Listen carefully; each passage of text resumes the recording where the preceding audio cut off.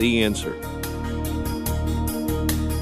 Listen to AM 560 The Answer online at 560theanswer.com, on the AM 560 mobile app, on your Alexa-powered smart speaker, and on TuneIn, iHeart, and on Odyssey. This is Chicago's Morning Answer with Dan Proft and Amy Jacobson on AM 560 The Answer.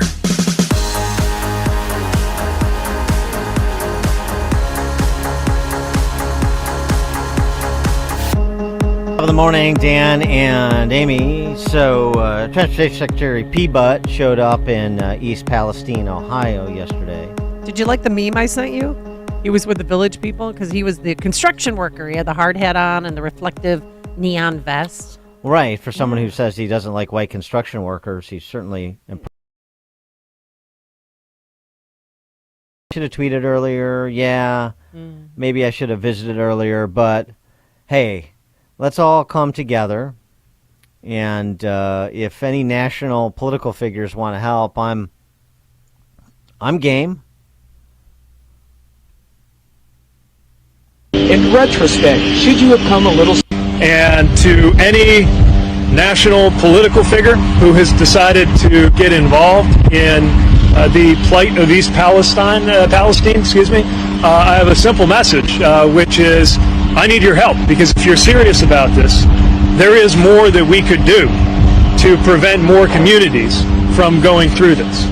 And here's what P. Butt says Trump can do for him. Yeah. You mentioned a national political figure who's decided to get involved. It sounds like you're talking about Trump. And then you said, I need your help. How can he help? Well, one thing he could do is express support for reversing the deregulation that happened on his watch. I heard him say he had nothing to do with it, even though it was in his administration. So if he had nothing to do with it, and they did it in his administration against his will, maybe he could come out and say that he supports us moving in a different direction. We're not afraid to own our policies when it comes to raising the bar on regulation. And I've got to think that him indicating that this is something that everybody, no matter how much you disagree on politics and presidential campaigns, can get behind. Higher fines, tougher regulations on safety, Congress untying our hands on braking rules, all the other things that go with that, that'd be a nice thing for him to do. Yeah. Of course, more expansion of the regulatory state. There's always new regulations that could be advanced, and this is the way that will, make the world a safe place for the choo-choo trains. That's what PBET says. And, of course, then spend a little time excoriating Norfolk Southern, too, because that's always the juxtaposition, right? It's unchecked corporate greed, that's a problem, and it's government that lacks the power that it needs to create heaven on earth. Those are the twin problems that the left brings to every issue, and so did P. Butt yesterday. Yeah, and they came out yesterday and said they are 100% responsible for this accident. The onus does not lie on us. It's all their fault. For more on this and other topics, please be joined by John Hinderaker, president of the Center of the American Experiment and contributor to Powerline, powerlineblog.com. John, thanks for joining us. Appreciate it. Yeah, glad to be with you, Dan. P. Butt's call for bipartisan coming together in support of expanding the regulatory state, and this is the appropriate response to the derailment. Well, first of all, it's unbelievable to me, Dan, because the Democrats have been in full control for more than 2 years now, holding the House, the Senate, and the presidency. Of course, the House flipped in November, but for 2 years they've got the whole thing. And Pete Buttigieg has been the Secretary of Transportation now for more than 2 years, right? So if there were some regulations that badly needed to be implemented, if Congress is somehow standing in the way, well, they've been in power for more than 2 years, and it's rather pathetic when there's a derailment like this for Pete Buttigieg to look backward and say, well, this all has to do with something the Trump administration did years ago, which had never occurred to us, apparently, to undo. So on its face, I think that's rather pathetic. And, of course, the second thing is liberals have this childlike faith in regulations. I have not seen any coherent explanation of any regulation that has been changed that would have anything to do with this derailment. Have you? I mean, I think they're just making this. Making this up. There's specific regulations. The Wall Street Journal opined on this the other day too. There's specific regulations. He's talking about a braking regulation there, but it had no applicability here. First of all, it's of dubious. It's dubious whether or not it would improve rail safety overall. Number one. Number two, it would have no application here because, among other things, as we know, the train was not designated as a train carrying high hazardous material. So these are straw men that he's erecting because they don't have anything substantive to say on this specific incident. They just want to use it as a jumping off point to, repeat their agenda points. Yeah, and the idea that more regulations automatically equal more safety on its face is ridiculous. What we've seen is a regime going on for decades now of over-regulation across pretty much all of American life, which certainly has increased costs but doesn't necessarily enhance safety. The other thing I wrote about here, Dan, on this whole derailment thing is it illustrates the incompetence of the Biden administration. I mean, talk about low-hanging fruit. This train derails. There are these amazing images of rail cars. You've got toxic chemicals being spilled. You've got people reporting pets dying. You have this fire with the plume of smoke. It's such an easy photo op for Joe Biden, or if Biden, wasn't up to going out to Palestine, Ohio, for Pete Buttigieg. Buttigieg has been taking all kinds of grief and doing a lousy job as Secretary of Transportation. And if the man had any sense at all, he would have been on the first plane to Palestine, and he would have been out there with the hard hat and the reflective vest, as Amy said, giving interviews and going on television and acting like he was in charge, whether he was actually doing anything or not. I mean, that's just. But then why did he wait 3 weeks? I mean, what's the reasoning? I think it's are they sheer just lazy or stupid? Amy. I think it's incompetence and laziness, and because they were, and maybe they just don't care. I don't know. That's what Trump says. They just don't care about people in places like East Palestine. He may be right. But in any event, in political terms alone, it was crazy for Buttigieg not to make that trip. And instead, he opened the door for Donald Trump to do what he should have done. And Trump shows up passing out water and McDonald's lunches to the workers and residents and giving interviews. And it's just unbelievably inept on Pete's part. It could be worse. I mean, it could be worse than not caring. They could really despise the people of East Palestine. These are 40% Republican. This is Trump. This is sort of Trump center cut. This community and that part of the country. These are people who cling to their guns and religion, to borrow an Obama-ism. These are the forgotten people that, frankly, led the revolt that put Trump in office in 2016. And I don't really think much has changed over the last 2 decades with respect to the political ruling class's view of these people. I think they find, especially sort of leftist elitists, I think they find these people generally objectionable.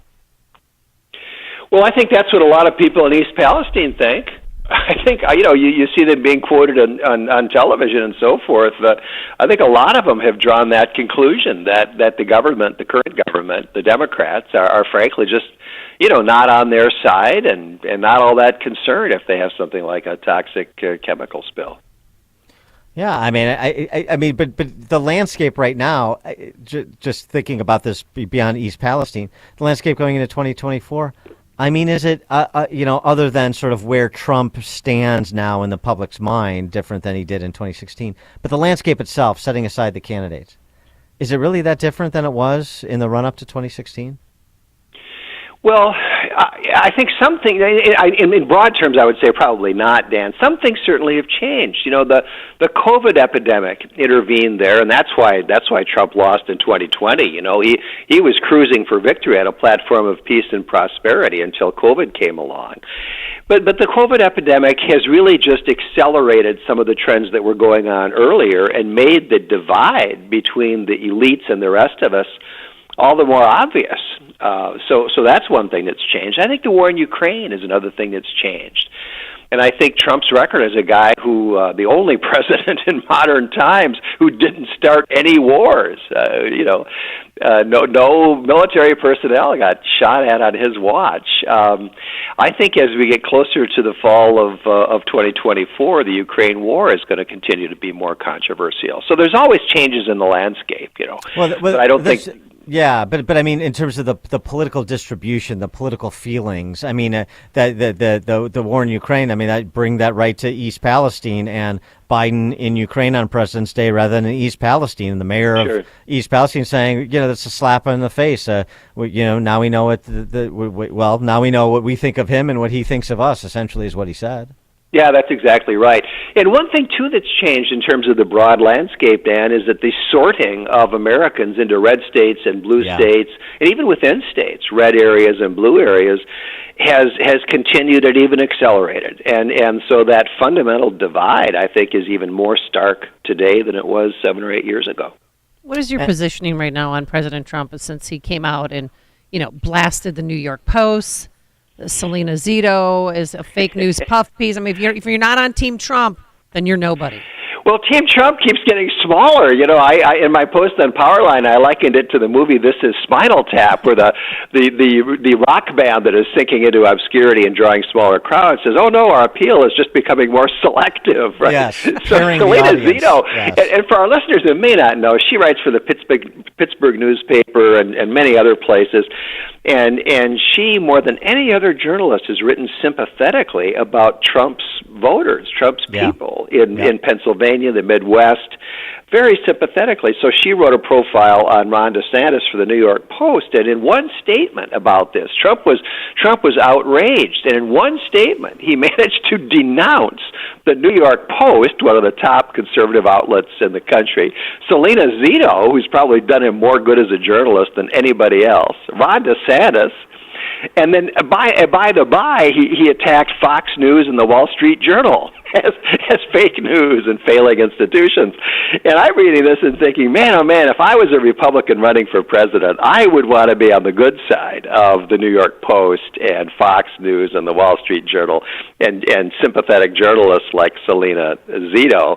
And it seems to me that Trump is just going out of his way to narrow the base of people that still support him. Yeah, I mean, the Jekyll and Hyde routine this week, that his visit to East Palestine versus what you're describing there. But I mean, right now, I mean, it's the handicapping. This is very early, but do you see the prospect of a third track for somebody other than Trump and DeSantis to be competitive for the Republican nomination?